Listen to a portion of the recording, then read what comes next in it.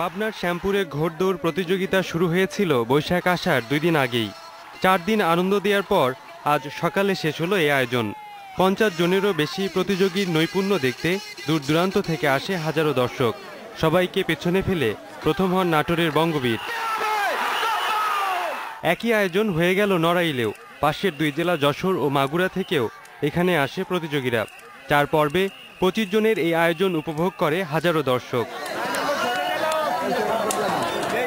গোপালগঞ্জে চলছে 5 দিনের মেলা। এতে মাটির ও বাঁশের নানা পণ্য নিয়ে হাজির হয়েছে দোকানিরা। এতে প্রতিদিনই থাকবে সাংস্কৃতিক নানা আয়োজন।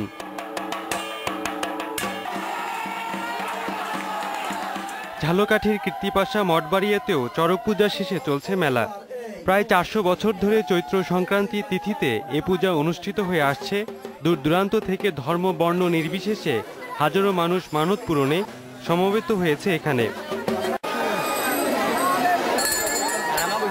আমরা প্রতি বছরই এমনি কোনো মানসিক বা অন্য কোনো সেবা দিতে বা মেলায় সবসময় আমরা মানে সব ফলে আর কি করে সেটা পূর্ণ হয়।